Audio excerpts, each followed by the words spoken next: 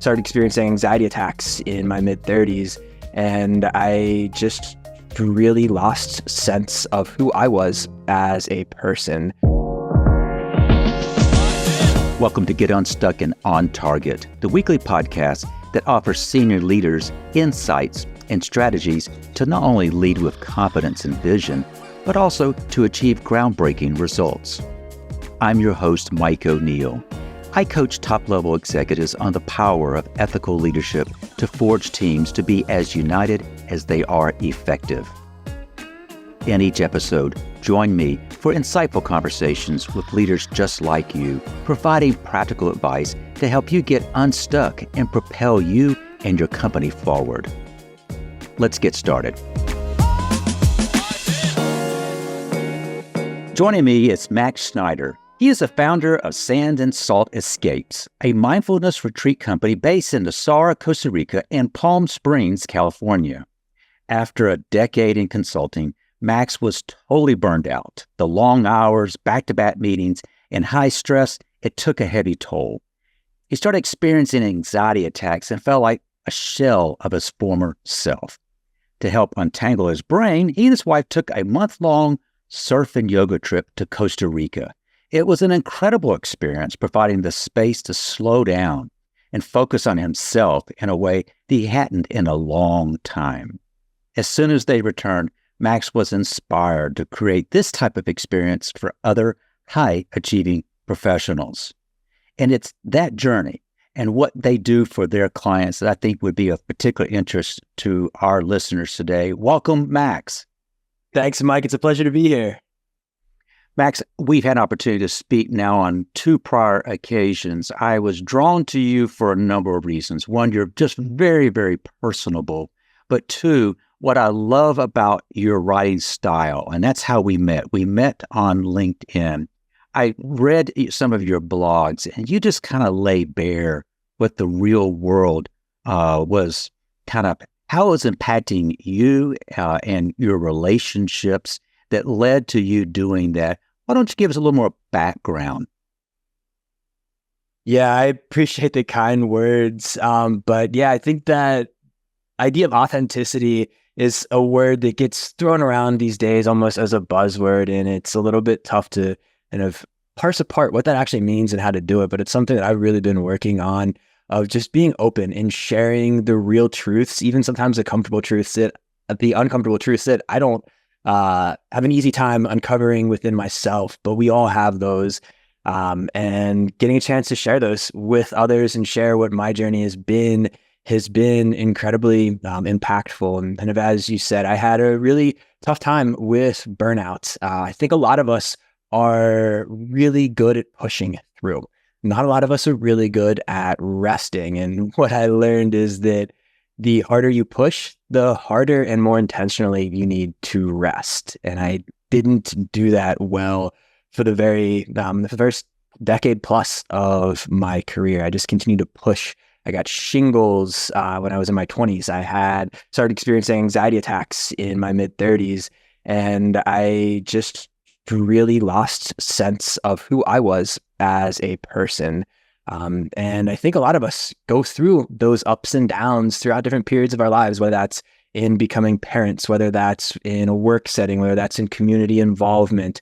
It can show up in a lot of different ways for others, but that ability to stay in touch with who we are as people, I think, is so important. And that's a lot of why I like to be open and is authentic, going back to that word, with my story, because hopefully it helps others see within themselves some of those things that might be hiding around the corner that are a little bit tough to look at. Max, I very purposely shared with our listeners that you took a month-long trip to Costa Rica. And I did that because many people might immediately say, I don't have a month. I barely have a week.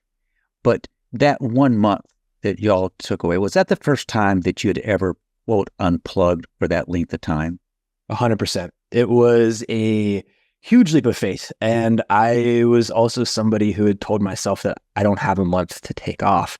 But when, you're like having anxiety attacks curled up on the ball in the middle of your living room floor, you kind of get backed into a corner a bit, and you realize like maybe some of the things that I've been telling myself are just stories, and that I can actually take a month and I can prioritize myself. We're so conditioned by society to place such importance on our work, such importance on all these external factors that exist. And we're not really taught how to take care of ourselves and how to prioritize ourselves. And I am very aware that there are some people who it's really difficult to take even a weekend or a week away and focus on ourselves. And a month is an enormous leap. But I think the flip side of that is what happens if we don't, and you start getting yourself into this cycle where has a real impact on your health, physically, mentally, and emotionally. And for me, I just realized that it was a story that I was telling myself, and I can take time away and focus on who I am. It's one of many stories over the last few years that I've realized that I've told myself that might not actually be based in the reality of my existence. Now, if I understand correctly, what has kind of emerged in your offerings is typically a kind of a week-long retreat. Is that a fair description? And I don't know if the week is a magic number or that's typical what people kind of look for, but when you're trying to help your clients maximize a week away, and I'd love to learn a little more about what is it that folks do while they're at one of these retreats. What is it about a week? Is a week enough time to get to the point that people feel recharged? It is. I had an opportunity a couple of years ago to sit down and have dinner with a gentleman who is the head mindset coach of one of the major athletic brands here based in the US. And he was sharing that he goes on these 2-week-long meditation retreats, and they're totally silent retreats. And I was so intrigued. I have my own meditation practice that I engage with daily. But the idea of going on a 2-week silent retreat that's a massive, massive difference than meditating for 15 minutes every morning.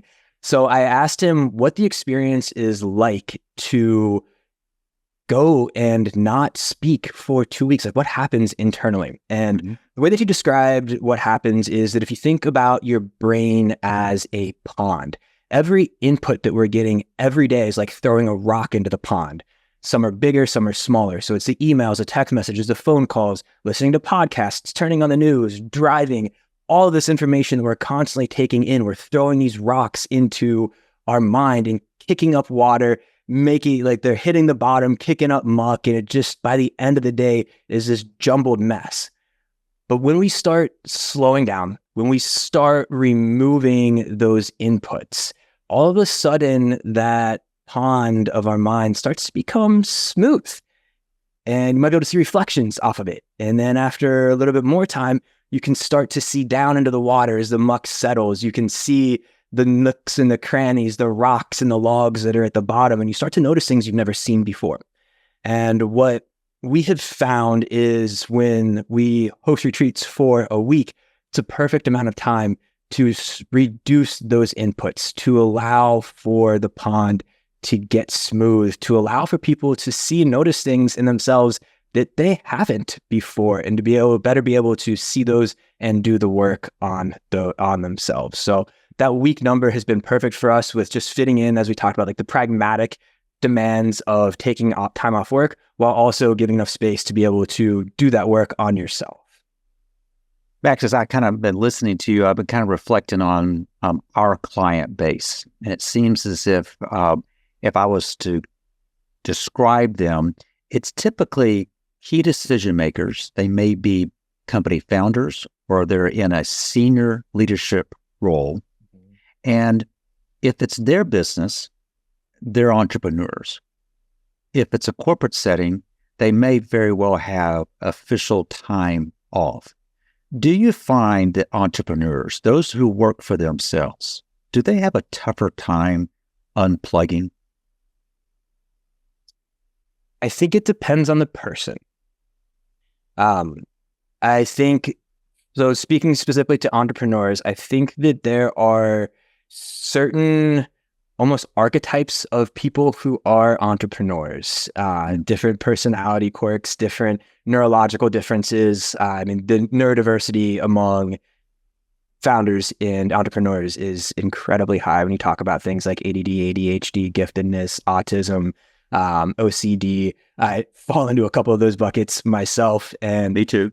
yep. And that's generally what you find in those populations. And I think that there is a tougher time sometimes as an entrepreneur when you don't have guardrails with your work. Whereas you do in a corporate setting, like there are certain expectations, certain norms, but as an entrepreneur, as a founder, you're the one who's setting those.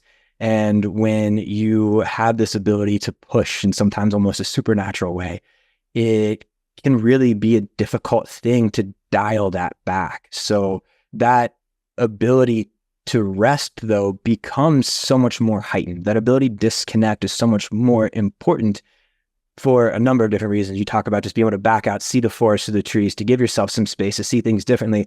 But also when you're pushing your body and your brain that hard, it's the yin to the yang. You have to learn how to rest just as hard, just intentionally. And rest doesn't mean like turning on Netflix and vegging out on the couch. Rest means how are we actually recovering and regenerating both from a physical, mental, and emotional perspective.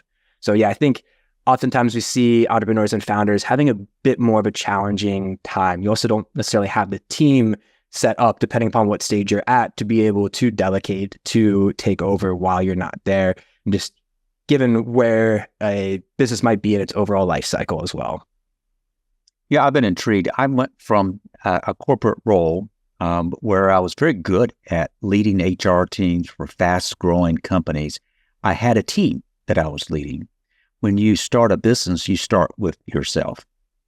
And I remember very vividly people early on said, oh, it must be so nice. You determine your own schedule. You can take off whenever you want to take off.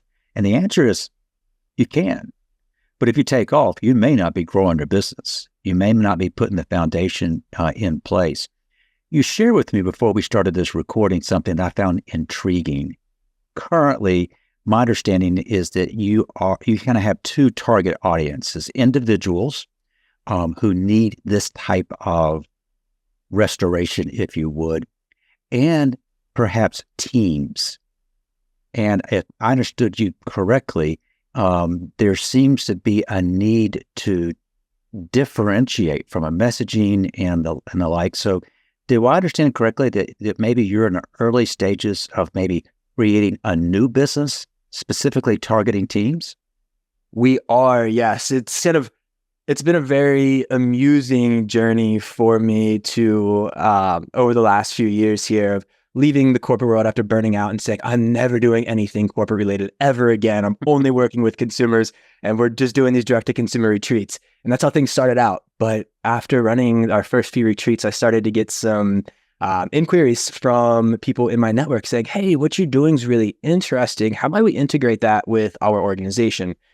And at first I was a little hesitant around it, but I ended up having one of my former managers who's part of YPO, Young Presidents Organization. Yes. He had left the firm we were with and is running a company. And he reached out and said, hey, my YPO forum, their small group, is having an offsite. And it's very aligned to the work that I'm doing. Would I be interested in facilitating it? So I said, sure. He was a gentleman I trusted and said, all right, great. Yeah, I can build out some content for this. So it was just me in a room of seven CEOs. And we spent a couple of days just doing a lot of work on ourselves and taking a lot of like the mindfulness concepts we use in the retreats and bringing them into more of a corporate setting. And after we did that, it went extraordinarily well. And all of a sudden this kind of light bulb went in my head and said, that was actually really rewarding and really meaningful for me to be able to bring back some of the things that I think are missing in a corporate setting, just in that idea of humanity and seeing ourselves as human beings rather than our titles. And a light bulb kind of went on, a little bit of fire within me. And then as we continued on, we had some more folks reach out and started partnering with different organizations to run these offsites.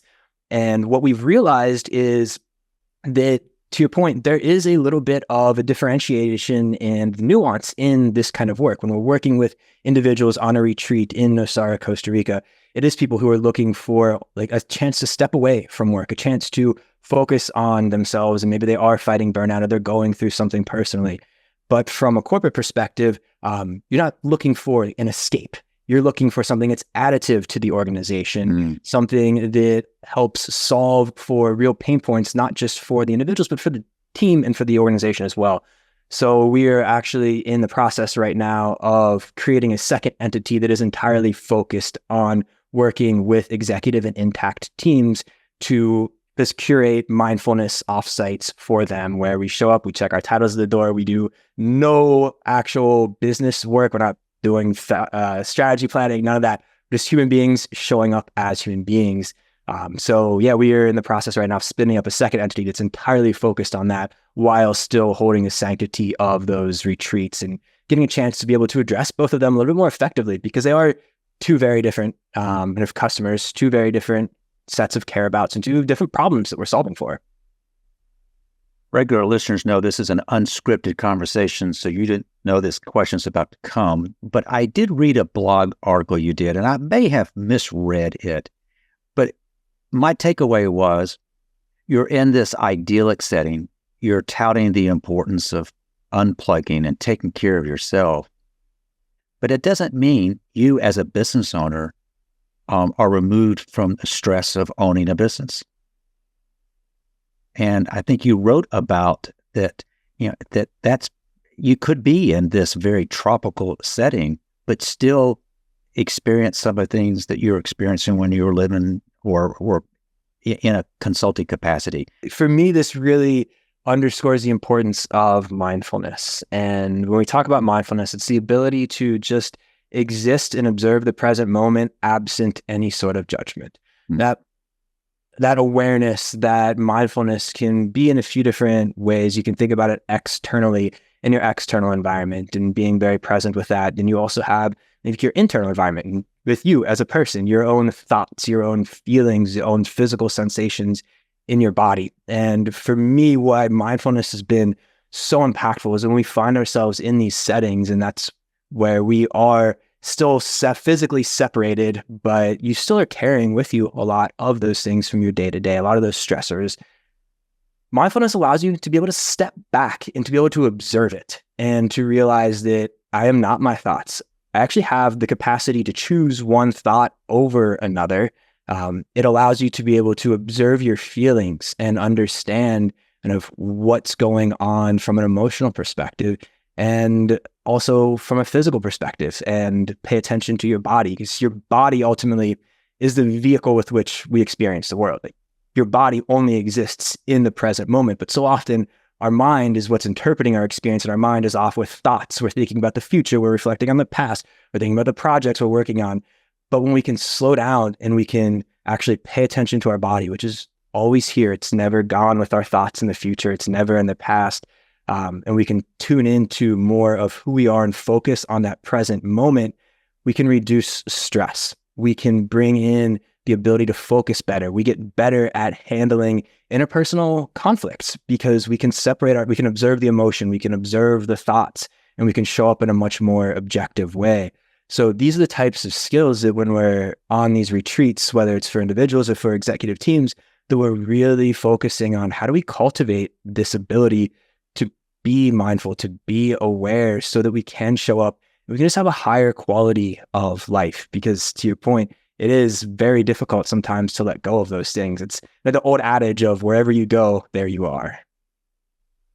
As you're describing this, I was reflecting on a family vacation we took where we would fly into Liberia and Costa Rica, and you get off the plane and you immediately smell this.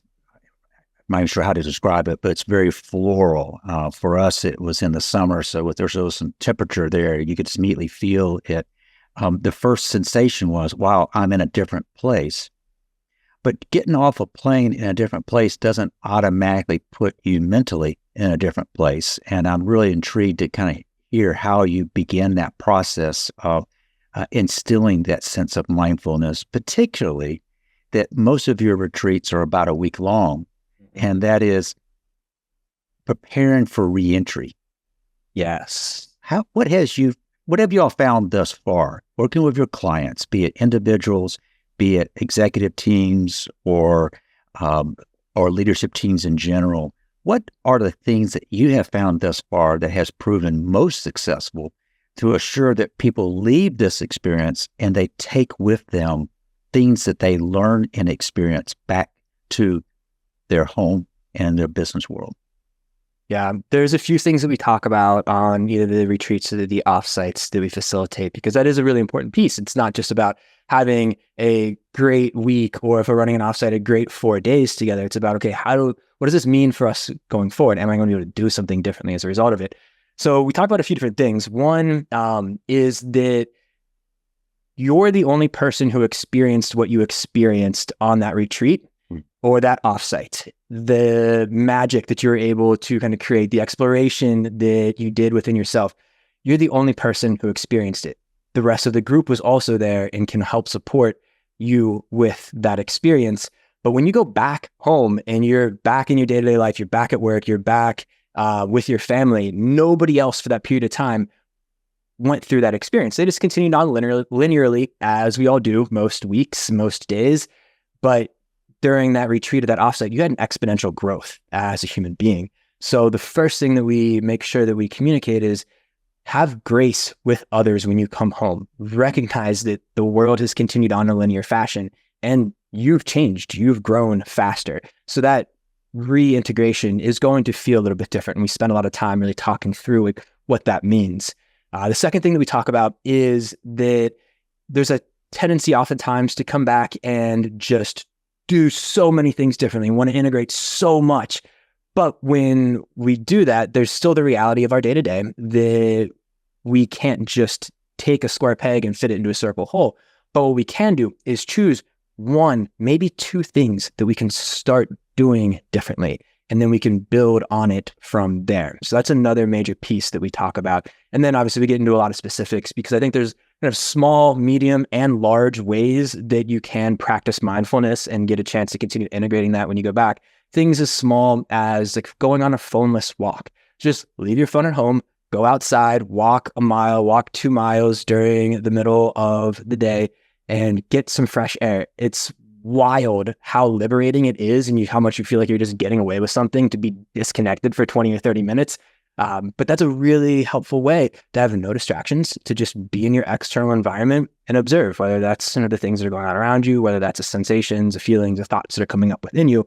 There's a lot of small ways too that you can continue doing this kind of work when we get home. So we spend a lot of time getting really specific about how to integrate this and continue making differences when we get back. Well, that's a great response. Thank you so much. Max, you probably have already answered the obvious question, and that is where you got stuck and what did it take to get unstuck. I think that's probably what we've spent most of our time on thus far. But you may want to elaborate on that, or maybe share another example where if you got stuck, what did it take to get unstuck? Underneath all of this, where I was really stuck when I burnt out, was in seeing myself the way that society taught me to see myself. I was so stuck on being on the partner track. I was so stuck on the being global services status on United, or the different types of perks and benefit that came along with the consulting career. I was so stuck in seeing myself as a leader within also the confines of the way I was being told to lead. And when I started burning out, what I really noticed, and why it was such a very, I think, dramatic experience for a lot of people, is when you burn out, you stop caring. This apathy comes in and you just don't care. And it's such a very difficult thing to wrap your head around, because most people who do go through that are people who care intensely and who give everything. So there becomes this identity crisis that kind of comes up, where you're like, I've gone from this person who cares so much, and actually you cared so much that it burnt you out a lot of times. And you find yourself in a position where you don't recognize who you are. And for me, that getting put in that position, I think, was because I was seeing myself and I was stuck on the way that society had told me to be, from high school to studying business, to all of the things that we are conditioned to believe. And remember the morning after my last day of work, was April 9th of 2022. I sat down to practice yoga that next morning, and I just started crying. Like, I started bawling, and I've never up to that point really been a very emotional person. That's changed a lot these days, but it was just this massive release of so much weight, so much conditioning, so much learning of who I was supposed to be, that I had to start from the beginning, and I had to unlearn so much. I had to rebuild, and I had to understand more about who I am as a person from the inside out rather than from the outside in. So that's when I think about where I was stuck in this whole journey. That's where I was stuck. I was stuck in shaping myself and my own identity around what our society and our culture tells us that we're supposed to be.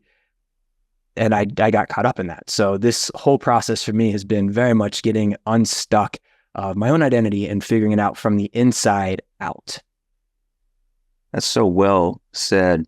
Max, we've had a chance to talk about a pretty wide variety of things, but as you reflect on this conversation, what do you want to be the takeaways for our viewers and listeners?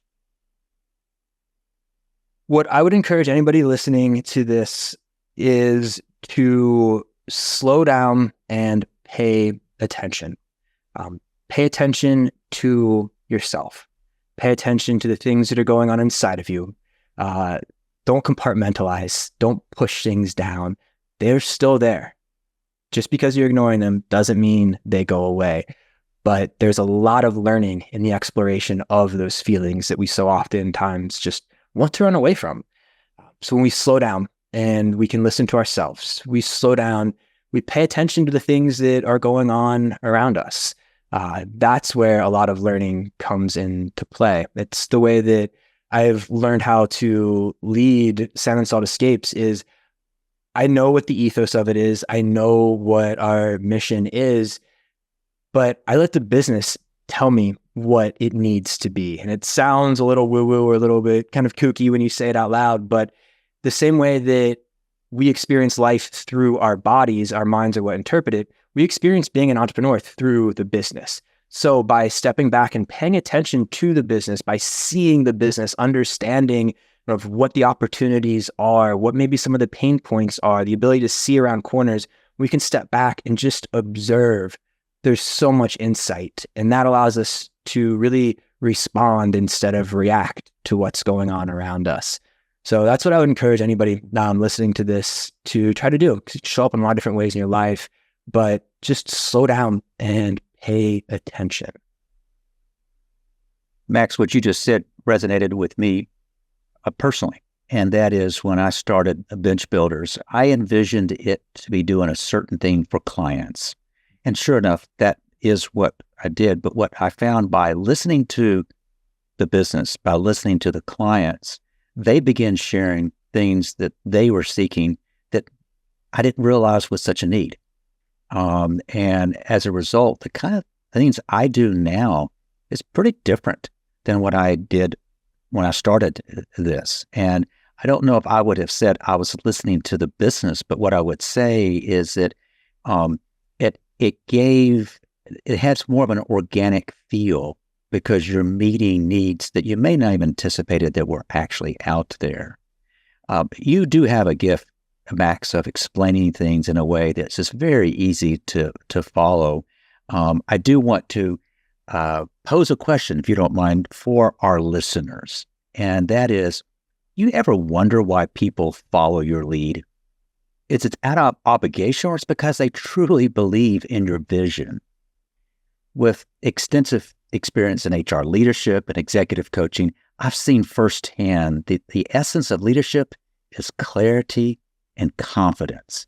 It's all about practical solutions that deliver bottom line results. So if you're ready to lead with impact, let me invite you to visit bench-builders.com. Let's unlock your leadership potential and make real strides towards your goals.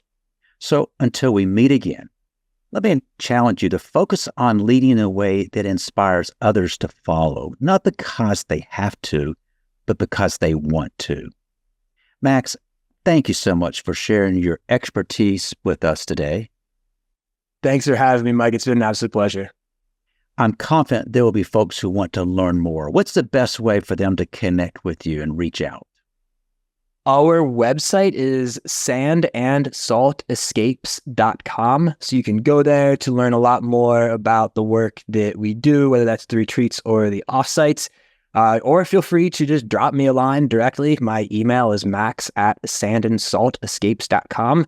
That's max@sandandsaltescapes.com. I love the name. I mean, just saying out loud, I can feel my blood pressure dropping a little bit. We will include that contact information in the show notes for folks. So again, thank you, Max. Thank you, Mike. I also want to thank our subscribers for joining us. And I hope you have picked up on some quick wins from Max that will help you get unstuck and on target. Thank you for joining us for this episode of Get Unstuck and On Target.